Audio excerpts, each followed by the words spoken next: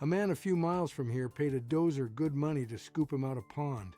He picked a pretty low spot for it. Wide, gentle, easy for the machine to work. The dozer man cut a fine, deep bowl in 2 days and drove off. That first spring, the pond filled up clear and full and pretty as a picture. The fella stocked it with fish, bought himself a little dock. By August, it was a cracked mud bowl he could walk across in his boots, curled plates of dry dirt, one dead cattail standing up in the middle of it. He got all of it right, but the one thing that actually mattered, he skipped the single question that decides everything, whether the ground would hold water at all. And the ground had already answered him. Right there in the dirt, the dozer threw up on the bank. He just could not read it. That man is out $10,000 or $15,000 because a dug farm pond runs about $5,000 to $20,000 to build, and he has a dry hole to show for the money. So I want to walk you through what he missed in the order he should have looked at it. So the same pretty low spot never takes your money the same way. Start with the thing most folks skip right past because it is the whole game. A pond holds water for one plain reason, and it has almost nothing to do with the things that man spent his money on. The depth of the dig, the size of the machine, the money on the check, the pretty low spot where the water liked to gather. All of that is beside the point. A pond holds water because the ground under it holds water. That is the whole secret.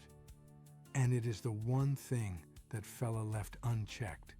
Dirt is not just dirt. Down under your boots it is some mix of three things: sand, which is big, coarse grit; silt, which is the medium stuff; and clay, which is the finest of all, ground finer than flour. Clay holds water. Sand and gravel let it run straight through. That fella dug his pond down into sandy, gravelly ground. So the water he caught in the spring did what water always does in sand. It went straight down through the bottom and out the sides, slow and steady, all summer long until the bowl was bone dry. What he dug was a strainer, and then he stocked it with fish.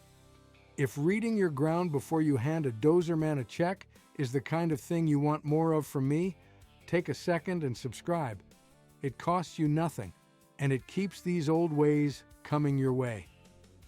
The reason clay holds and sand leaks is worth seeing in your mind, because once you see it, you have it for life. Picture a bucket full of marbles, pour water in the top, and it pours right out the bottom, fast, through all the big gaps between the marbles. That is sand and gravel.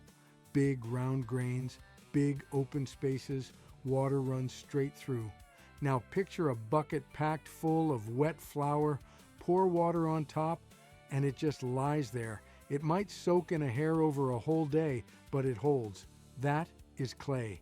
The bits are so fine and so flat that they pack together tight and shut the door on water. Real ground is a mix of the two. The more clay in the mix, the tighter it holds. The more sand and gravel, the faster it leaks. That is the whole science of a pond bottom. And you can read it in your own hand in about 10 minutes. 3 different ways. The first way is the jar test, and it is the very same one the soil men at the government office use. Take a clear glass jar, dig down a foot or two where your pond bottom would sit, and fill the jar about half full of that dirt.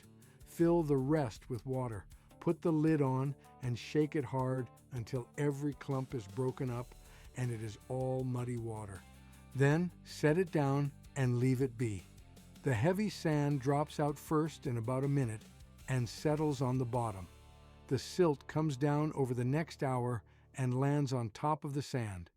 And the clay, the fine stuff, takes a full day to settle, landing on the very top in a smooth, dark band with clear water above it. Now you read the jar like a gauge, a bottom that is nearly all sand, with just a thin line of clay. Up top is ground that leaks. A thick, fat clay band, a third of the settled dirt or more, is ground that will hold a pond. The jar told you the truth before you spent one dime. You can put a number on it if you like. Measure the whole depth of settled dirt in the jar, then measure just the dark clay band on top and figure the clay as a share of the whole. A fifth to a third clay, or better, will generally hold a pond on its own. Down under a tenth, and you are looking at a leaker you will have to seal before it will keep water. The second way you do with just your 2 hands, and it is faster than the jar.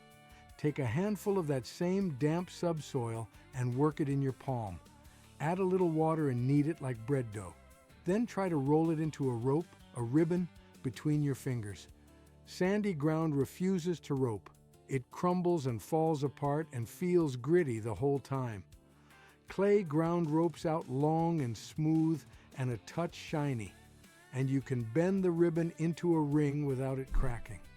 The longer the ribbon before it breaks, the more clay you have and the better your pond will hold. Gritty and crumbly means leaky. Smooth and ropey means tight. The third way costs you only a day of patience. Dig a hole 3 or 4 feet deep, right where the deepest part of the pond would go. Fill it to the top with water. Then go do your evening chores and come back to it the next morning. Water still standing near the top means the ground holds and you can dig with confidence. A hole that drank it all overnight and sits there dry is your pond, 1 year early, telling you plain that it will leak. Better to learn that from a post hole than from a $15,000 dry bowl. Do that test in 2 or 3 spots across the low ground, not just one, because the dirt can change from one end of a bowl to the other. One good hole and one bad hole in the same field means you sight the pond over the good one and stay off the bad. Once you know how to read the ground, sighting a pond gets simple. You put it where the clay is, the heavy, sticky, gumbo ground that clumps on your boots in the wet and cracks in the dry. The low draw where the soil is tight and slow to shed a rain. That miserable dirt you would curse for a garden is the exact dirt you bless for a pond. If you walked the land buying video with me, you already met the perk test, where you fill a hole and time how fast it drains for a septic field. This is that same test read backwards. Ground that fails a perk, ground too tight and clay heavy to drink a septic field, is the perfect ground to hold a pond. What drowns your leach field seals your water. Same hole, same water, opposite answer. Now, a lot of ponds are built 2 different ways, and the ground rules change a little with each.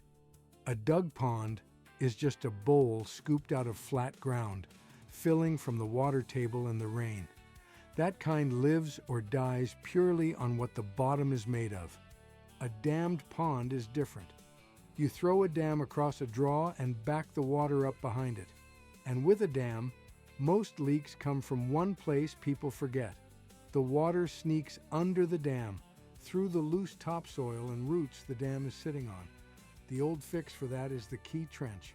Before you build the dam, you dig a trench right down the center of where it will sit, cut down through the soft topsoil into solid, tight clay, and then you build the dam up out of packed clay, starting from the bottom of that trench. The trench keys the dam into the ground like a tooth in a jaw, and the water loses its path underneath. A dam built without a key trench will weep under itself no matter how pretty it looks on top. And you build that dam up in thin layers, wetting and packing each one down hard before you add the next, so the whole wall goes up tight instead of loose. 2 more things separate a pond that lasts from a hole that disappoints, and folks skip both. The first is depth. A pond dug shallow 3 or 4 feet, heats through in the summer sun, grows a beard of weed and algae, and half of it evaporates by fall. You want a good part of the pond dug down to 8 feet or better. Deep water stays cool, stays clear, holds through a drought, and keeps fish alive under winter ice. The bowls should drop off fairly fast from the edge to that deep water, both to hold more and to keep the shallow, weedy rim small. The second is the spillway, and leaving it out is how a man loses a whole pond in one storm. Water that flows into a pond has to have a planned way back out, off to the side and away from the dam, cut through solid ground and grassed over. Skip the spillway, and the first real gully washer fills the pond past the top and pours over the dam itself. Water running over the top of an earthen dam cuts it away in an hour and empties everything you built downstream in a brown flood. The spillway is the cheap insurance that saves the expensive dam. There is one more way a pond leaks, even in good clay, and it catches careful men. Holes. An old tree stump left buried in the bottom rots away over a few years and leaves a channel straight down. A crawfish or a muskrat tunnels through your clay seal and opens a drain. Old roots do the same. So when you build, you strip every stump, every root ball, and every bit of buried wood out of the bottom first. Clay seals against clay. A rotten log buried in it breaks that seal wide open. So say you did it all and your ground is still short on clay. You can seal a leaky bottom yourself the way men did for 200 years before a bag of sealant existed. The oldest and cheapest is a clay core. You haul good clay into the bowl, spread it a solid 6 inches to a foot thick across the whole bottom and up the sides, wet it, and pack it down hard into a tight skin. A proper clay core will hold a pond for a lifetime. The old-timers packed it with what they already had, which was livestock. They would let the bowl take a little water, then turn the cattle or the hogs down into the wet clay and let them tramp it for a few days. All those hooves working the wet clay knead it down tight and seal the floor better than a machine could. They called it pugging, a sheep's foot roller that eats grass and costs you nothing. There was an even older trick called glay, for a bottom that runs short on clay. You spread a layer of green vegetation and manure over the floor, cover it with soil, and let it rot with the air shut out. The rotting seals into a slick, tight, waterproof skin. Country people sealed ponds that way long before anybody had a word for the chemistry. And where your own ground runs short on clay to haul and time is too tight to rot a glay, that is where bentonite earns its keep. Bentonite is a powdered clay that swells many times its size the moment it gets wet, filling the gaps in sandy ground and choking off the leak. But you use it right, or you throw your money in the hole. On sandy or gravelly ground, you need 5 to 6 pounds of bentonite for every square foot of pond bottom, and more where the gravel runs coarse.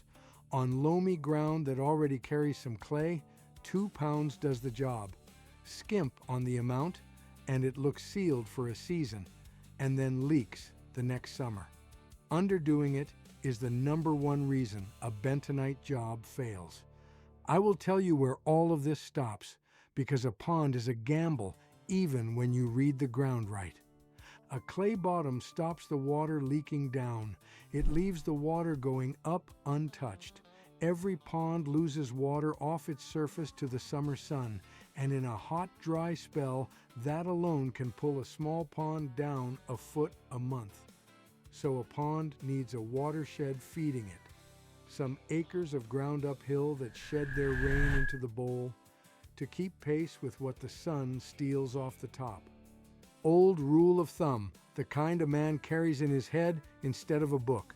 You want somewhere around 10 to 20 acres of ground draining into the pond for every acre of water you want to keep filled, and more in wooded or sandy country than in tight pasture. Too little watershed, and the pond runs low every summer. Too much, and every hard rain slams the pond and tests your spillway. Stand in your low spot after a storm and watch how much country drains down to you. The land will show you whether it can keep a pond wet. A pond wants three things at once then: tight ground to hold it, a low spot to gather it, and enough land draining into it to keep it full. Miss any one of the three, and even a perfect clay bowl gives you grief. Get all of that right, and a pond earns its keep the rest of your life. It waters stock through a dry summer without a pump or a power bill. It gives you fish and a cool place to stand in July. It is fire protection when the nearest hydrant is 20 miles off and a tanker needs a fill.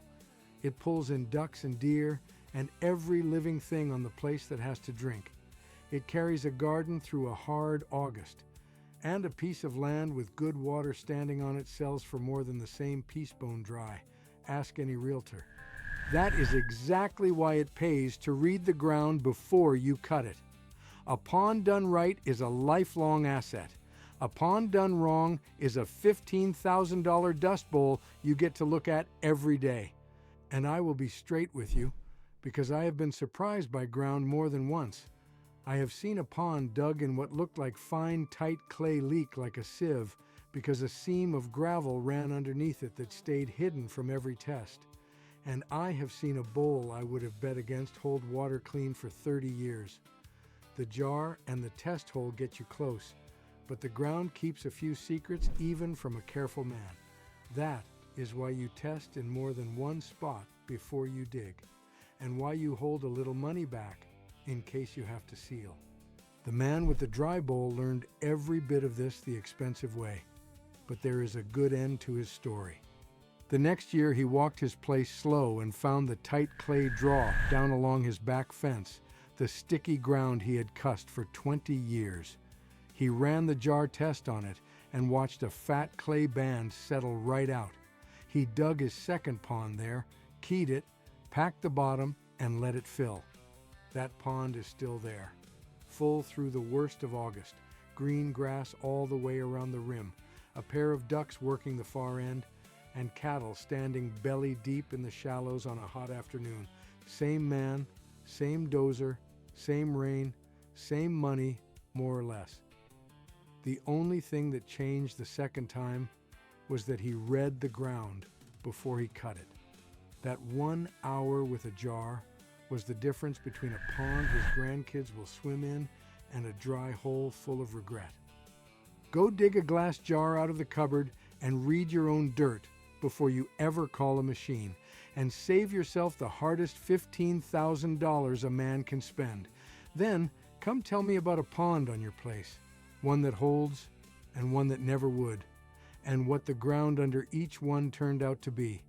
The land already drew you the